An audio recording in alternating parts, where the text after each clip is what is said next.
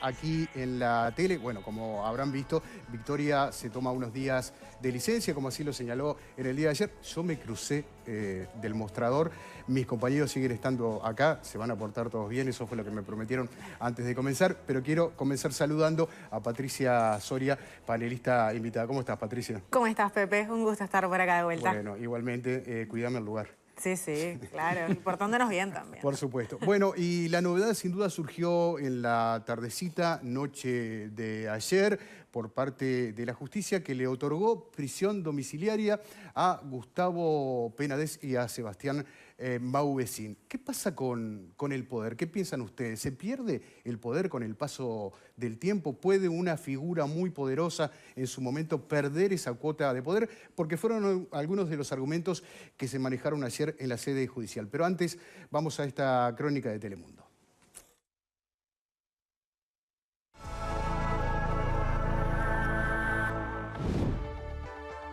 La fiscal Alicia Guione pidió que Gustavo Penades siguiera en prisión preventiva hasta junio. La representante del Ministerio Público entiende que existe riesgos de fuga y posibilidades de entorpecimiento de la investigación. Hay nuevas evidencias de las últimas audiencias hasta estas, tenemos nuevos testigos, tenemos nuevas evidencias que surgieron de los celulares, entonces los riesgos creemos que son los mismos, que hay nuevos riesgos vigentes. Guione apeló la decisión de la jueza Marcela Vargas, que decretó la prisión preventiva con tobillera electrónica para el ex senador. Lo mismo definió para Sebastián Mauvecin, acusado de ser el nexo entre Penades y sus víctimas. Hablaba del poder porque uno de los argumentos que manejó la jueza Marcela Vargas en la jornada de ayer fue precisamente el paso del tiempo, la pérdida de poder del ex senador Gustavo Penades, entre otros argumentos, para otorgarle precisamente esta prisión domiciliaria. Obviamente habrá una apelación por parte de la Fiscalía y tenemos también las posturas de los abogados defensores, tanto de Penades como de Mauvecin. Abro el debate entonces con ustedes. Comienzo contigo, Pablo, si te parece bien. ¿Te sorprendió la decisión de la jueza en el día de ayer? No, no me sorprendió. Yo intervengo en esta causa, ni por Penades ni por Mauvecin, por otro imputado, por eso hay algunos detalles que uno no puede revelar porque lógicamente contribuye a la investigación. ¿Qué es lo que sucede? El tema es el siguiente. Las medidas cautelares, en este caso de prisión preventiva, que es la medida más gravosa, se toman para proteger la investigación, que no exista existe un riesgo de fuga, que no se sustraiga a la justicia, etcétera, etcétera. A medida que va transcurriendo el tiempo, esos riesgos procesales pueden ir disminuyendo, o no. Entonces, en los argumentos de las dos partes que se dieron ayer, tanto de la defensa como de la Fiscalía, la juez terminó entendiendo que esos riesgos procesales que existían en un primer momento, cuando se dictaminó la prisión preventiva efectiva en la cárcel de estos dos imputados, existían y eran graves, por lo cual se tomó la última medida. Conforme pasa el tiempo, estos riesgos, a entender de la juez, fueron descendiendo, por lo cual se tomó una medida menos gravosa, que es gravosa también, ¿no? Porque la prisión domiciliaria con arresto total y dispositivo electrónico no se puede mover de la casa. Por supuesto, las condiciones de comodidad de una persona que está en la casa no es la misma de la que está en la cárcel, ¿se entiende? Ahora, han transcurrido casi 1 año y 4 meses de esto, por lo cual, si bien es una investigación que es muy grande y tiene muchas aristas y demás, la juez también tomó en cuenta el lapso que transcurrió, toda la prueba que se ha diligenciado y la poca prueba que faltaría diligenciar. A entender de la juez estamos hablando, ¿no? Yo no estoy haciendo una opinión, estoy haciendo una valoración objetiva de la situación.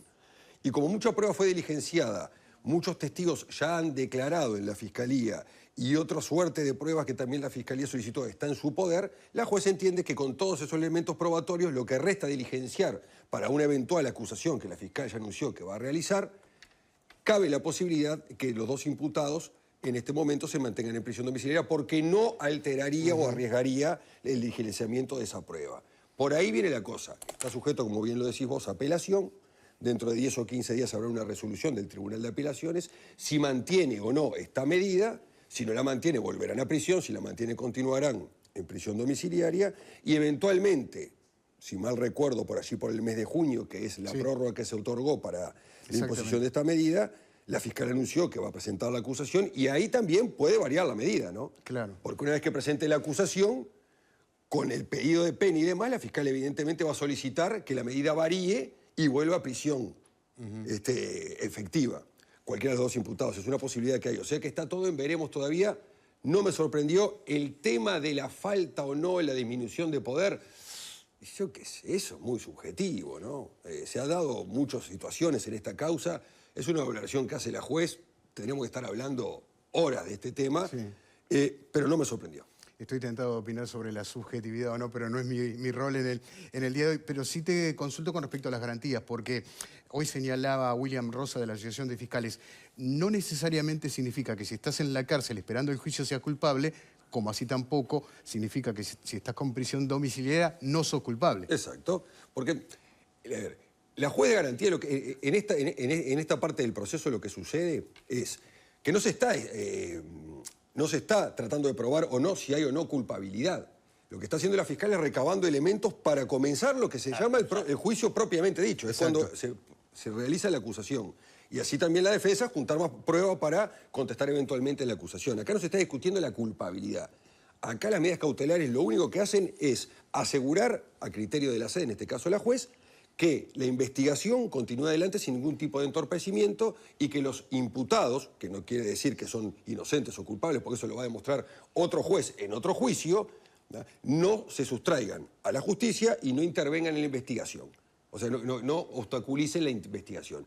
Eso es lo único que se está discutiendo acá. Si las medidas cautelares sirven para cautelar, valga la redundancia, esa investigación, y si no existe riesgo de sustracción a la justicia con la medida cautelar que se tomó. Eso es lo único que se está discutiendo acá. No si es culpable o si es inocente, eso se verá dentro de un rato largo cuando comience el juicio propiamente. Bien, Patricia, seguiste de cerca el caso, escuchaste ayer los argumentos de la defensa, de los dos imputados, lo que habló la fiscal Ghione. ¿Qué te pareció lo que dijo la jueza también al respecto? O sea, la resolución que finalmente toma. Sí, uno obviamente puede entender las explicaciones jurídicas, toda la explicación técnica que acaba de dar Pablo, se entiende, ¿no?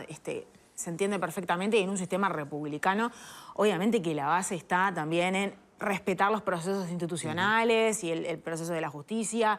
Por supuesto que esto no está en discusión. De todas maneras, una por supuesto que no deja de indignarse, ¿no? La primera impresión que uno tiene al leer esta noticia, por supuesto que es la indignación, es decir, pucha, cómo hay dos varas para medir a veces, ¿no? A personas que están esperando el fallo de la justicia, cómo de repente tenemos bueno, una mujer que vende unos gramos de marihuana, marche para adentro, cómo tenemos, por ejemplo, un muchacho roba un perfume en una farmacia, lo que sea, una cosa menor, y termina adentro, y cómo vemos que esto que ha sacudido terriblemente a la opinión pública, porque además tenemos muchos casos que han sido terribles de explotación sexual a menores, en distintos puntos del país, un hecho que es terrible, que es acuciante en nuestra sociedad y que tenemos que hablar y que hay que aprovechar para también, cuando tenemos este tema arriba de la mesa, con una persona tan pública siendo protagonista, bueno, hay que aprovechar a hablar también de los casos de explotación sexual que no tienen que ver con este caso, pero sí que sirve de excusa para que lo pongamos arriba de la mesa y cómo el Estado sigue en falta y sigue sin proteger a los más débiles, al eslabón más débil de nuestra sociedad, que terminan siendo los niños y las niñas. Connie, acabamos de escuchar una clarísima y muy bien fundada explicación de parte del doctor Casas. Yo no me excuso, sino simplemente por mi afición trato de aprender, pero la reflexión que hace Patricia me obliga a poner las cosas en su lugar porque se ha ido completamente de la cancha. Primera cosa, aquí no hay un trato discriminatorio ni diferencial entre este caso y algún caso hipotético que hable de una diversa tratamiento de la justicia. Nada que ver. Esto, primero, el principio cardinal del derecho penal es el principio de inocencia. Las sociedades civilizadas entienden, y eso es una extraordinaria garantía de la libertad individual, que es la que está sometida al derecho penal, que mientras no se pruebe lo contrario, la persona, aún la acusada, quizás con las pruebas más candentes, es inocente. Segunda cosa, este procedimiento lo que quiere y necesita ponerle a los administrados de justicia es las garantías del debido proceso, y el juez, que la doctora Vargas que dictó esta decisión, que es una interlocutoria, supongo, o sea que mis profesores de Derecho de la Facultad de Ciencias Económicas me enseñaron cosas, es solo precisamente para lo que decía Pablo, para saber que pueda llegar a buen término las posibilidades de la acusación que formalmente va a ser la Fiscalía y que se decida si luego va al juicio que corresponde. Nada tiene que ver si es pobre o rico, si cometió un delito de gravedad diferente o regular. Además, la pretensión de la medida cautelar, como nos explicaba Pablo, es justamente cuidar de... Porque digo, en realidad todos los juzgados, todas las personas imputadas debieran pasar el proceso del juicio en libertad por el principio de inocencia. Pero la ley tiene disposiciones que permiten hacer excepciones, y esas excepciones son como cautelares, precisamente si alguien es notorio que va a presionar a los testigos, a los acusadores, que va a, no sé, amedrentar a la Fiscalía, o que se va a tomar los vientos. Como sucedió en este caso, Connie. ¿No? También hay que... No, pero en este caso hay otra denuncia que corrió por otra vía y que ya tuvo fallo. Además, digo, que además le agrega unos ingredientes muy curiosos, porque uno de los testigos fundamentales está momentáneamente desaparecido. Desde el mes de diciembre. Esa es harina de otro costal. Entonces, lo que uno tiene que escuchar, yo escuché a un abogado de las víctimas, que no era el doctor Casas, en una entrevista radial mientras venía para acá, y noté que decía, yo discrepo o nosotros discrepamos, pero razones tiene la señora juez, habla del paso del tiempo y habla de la pérdida de influencia. Cualquiera que lo analice seriamente se da cuenta que el doctor Penades obviamente ha perdido. Solo mirar el resultado electoral de su lista o de la lista que él lideraba para darse cuenta que efectivamente ha perdido totalmente su poder. Bueno, ese es el comentario que puedo hacer. Perfecto, Connie. Vengo para este lado del panel. Jorge, tus impresiones al respecto. No, yo creo que, a ver, técnicamente lo ha explicado muy bien Pablo y ahora, además, la justicia es lo que nos brinda garantía a todos.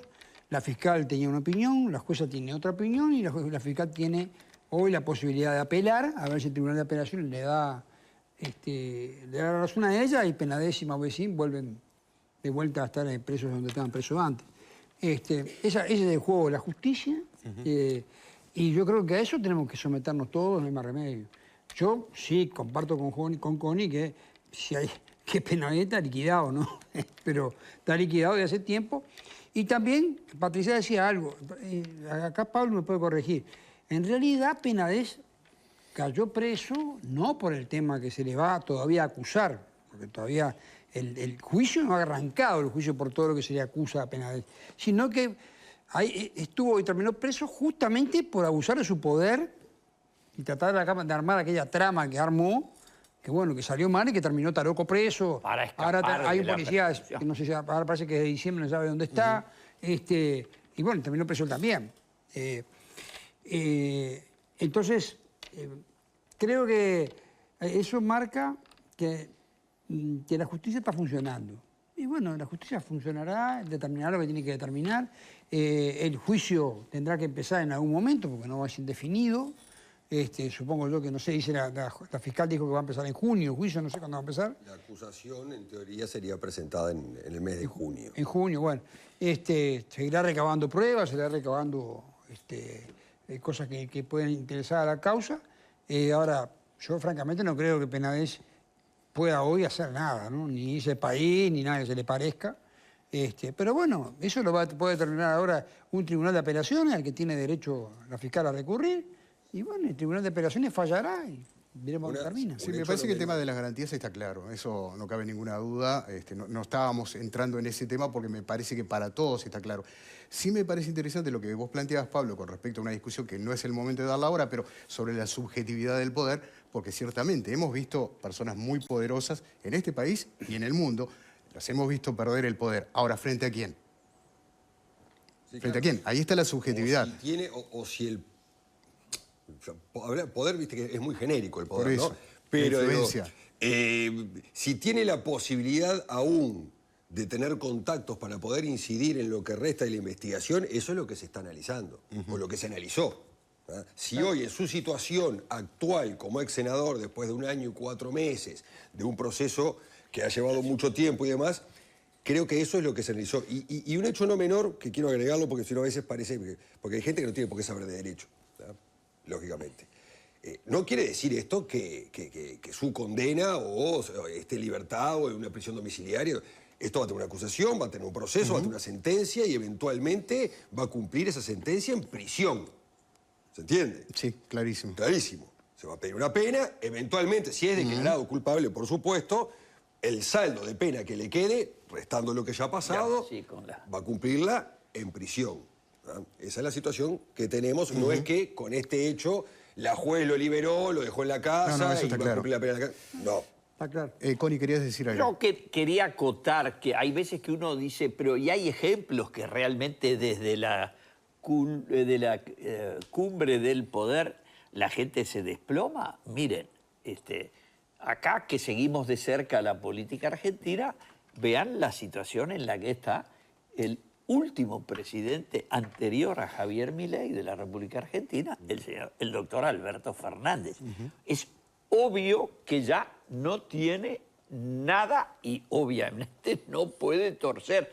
Tiene denuncias sobre maltrato de su mujer, tiene denuncias de malversación, es profesor de Derecho Penal y fue profesor de Derecho Penal durante décadas, siguió ejerciéndolo cuando era presidente de la Argentina, pero hoy nadie sospecharía que Alberto Fernández tiene la palanca para... Presentó una denuncia de fraude procesal, ¿no? Sí, claro. Ahora en la causa indignado porque aparentemente parecería ser que hay determinadas irregularidades. El otro tema que me gustaría plantear también son los tiempos, que también lo manejaba muy bien Pablo con respecto a todo el tiempo que ha pasado hasta ahora. Tenemos el otro caso, Operación Océano. ¿Cuánto lleva ya? Cerca de 2 años. 3. 3 años. Una fiscalía además con muchísimo trabajo, una justicia que se enlentece por la cantidad de casos, pero eso también de alguna manera entienden ustedes que va en contra de lo que puede ser el accionar de la justicia, el paso del tiempo al que hacía referencia además la jueza. Sí. Antes de pasar a eso, Sí. Pepe, me había quedado pensando en el tema del poder, ¿no? Y cómo opera el poder. Y hay un dato bien interesante, yo no sé si ustedes recuerdan, cuando surgió todo el caso se hizo una encuesta para saber la opinión de la ciudadanía frente a este tema y se decía que el 70% de las personas no tenían ni idea de qué iba el caso de Penades, así como también el 50 y algo de personas no tenían ni idea directamente quién era Penades, ¿no? A pesar de ser el senador con mayor aprobación por esfuerzo parlamentario en una encuesta que salió a fin de año del Senado. O sea que estamos hablando de datos que es importante ponernos sobre la mesa, porque a veces en un microclima uno piensa que esto es, bueno, de conocimiento general y popular, y hay que también poner en dimensión estas cuestiones en lo que tiene que ver con el conocimiento de la ciudadanía. Pero el poder opera muchísimo y en distintos niveles, ¿no? Porque lógicamente estamos hablando de gurises, de menores, ¿no? Hay jerarquía y esas son cuestiones que no se pueden dejar de mencionar, más allá de que la persona esté liquidado, como decía Jorge, ¿no? Popularmente, como decimos, está liquidado. Bueno, sí, pero cuidado. Yo creo que los tiempos de la justicia, ese es un gran debate que va mucho más allá de lo que es este caso en cuestión y que tiene que ver con el derecho y el acceso a la justicia a nivel general y que también tiene que ver con la democracia. es uno de los elementos que yo creo que hace a la cuestión de una mejor calidad democrática, la diligencia y el mejor tratamiento de la justicia. No puede ser que una persona esté esperando in eternum, ¿verdad?, tener una sentencia y que, como decía Connie, el principio de inocencia también, que es una cuestión fundamental del Estado de Derecho, de un sistema republicano, porque el nombre de la persona queda en stand-by. ¿Verdad? Uno no sabe al final si la persona es inocente, es culpable. En el medio va, por supuesto, que impactando en todos sus elementos de la vida de la persona en general, más allá de este caso puntual. Entonces yo creo que es un debate fundamental que tiene que ver con la calidad democrática misma. Y hablamos de todo el sistema de justicia cuando hablamos de los tiempos, ¿no? Pero digo, a ver, cuando hablas de tiempo de la justicia, porque a veces escuchás a muchos operadores políticos, legisladores, etcétera, que hablan de la justicia y los tiempos, etcétera, etcétera. Pero yo escuchaba el otro día al presidente de la Suprema Corte de Justicia que estaba reclamando que desde hace, creo, prácticamente 20 años que no tiene presupuesto. Se le da un 0,3 de Producto Bruto Interno cuando en realidad se precisa el 2%. Digo, sin irme lejos, ¿no? Para ver lo que son los números. Cuando se habla del sistema de justicia, en el edificio del OPEC, que yo voy todos los días, ahí donde funcionan las oficinas penales, ¿no?, de Montevideo, donde es el mayor edificio donde se concentran todos los juzgados penales, el ascensor no funciona. No funciona el ascensor. Pero es común esto. Vos te causa gracia, Pepe. A mí me causa gracia también cuando se habla de la justicia, pero ni siquiera funciona el ascensor para que puedan subir las personas 3, 4 pisos, tienen que subir por escalera. Entonces, ¿qué me hablan del funcionamiento de la justicia, de la diligencia? Entras a la fiscalía y se caen las carpetas de los fiscales, caen por los despachos. Porque tienen 800, 900, 1000 casos. Un fiscal y 2 adjuntos. ¿Cómo van a trabajar? ¿Qué me hablan de los tiempos? Cuando un juez tiene 250 millones de audiencia, cuando no hay presupuesto. Porque hay 3 toneladas de trabajos y teorías y demás sobre cómo va a funcionar el Poder Judicial y demás. Pero el Poder Judicial en este país funciona de esta forma, lamentablemente. Entonces, cuando se dice, ¿cómo se demora la justicia? La justicia no es una entelequia. La justicia es una fiscalía, que es un ser humano igual que nosotros, y un juez, que es un ser humano igual que nosotros. Lo único que está recontracargado de trabajo, y no hay presupuesto. Entonces, cuando vayamos a hablar de cómo funciona la justicia, primero vamos a hablar un poco de presupuesto. Y después que tenemos presupuesto, ponemos pienso. Y después empezamos a criticar cómo funciona la justicia. Porque hay que estar dentro de las fiscalías y dentro de los juzgados para exactamente ver en realidad cuáles son las carencias que tiene y cómo debe funcionar la justicia. ¿Pero ustedes creen que, como señalaba Patricia, también este tipo de situaciones afectan a la democracia? No, yo creo que sí, digamos, a ver, cuando en el Uruguay se evalúa el prestigio de las instituciones, los que salen peor parados son los parlamentarios, los sindicatos y la Administración de Justicia. En otro orden, el último los sindicatos y los políticos. Pero la verdad, y eso es, digamos, el saber popular, creo que entre otras cosas es porque no se comunica suficientemente bien y además las cosas que cuando se hacen cambios y progresos se supone que es para, digamos, hacer transformaciones en el bien de la Administración de Justicia. Y digamos una cosa, el nuevo procedimiento, el nuevo proceso penal ha terminado con una cosa que, por supuesto, lo vivió en su práctica profesional Pablo, y es, las cárceles tenían menos gente que ahora, pero el 80% no tenía sentencia. Y eso, con el nuevo régimen, A la inversa. no ocurre de esa manera. Bueno, desde el punto de vista, entonces, de algunos progresos en las garantías, ha ocurrido. El tema presupuestal a mí me resulta muy caro. Mi abuelo murió siendo presidente de la Suprema Corte de Justicia. Y si sigo para arriba, mis ancestros están llenos de abogados, juristas y tratadistas del derecho.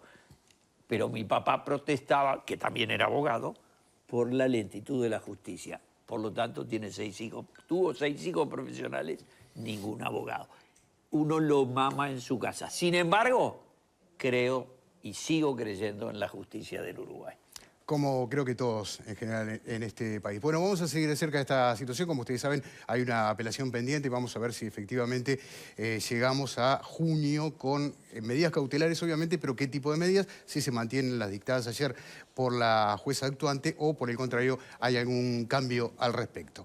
Se suele decir en política una frase, a mí siempre me resultó muy interesante,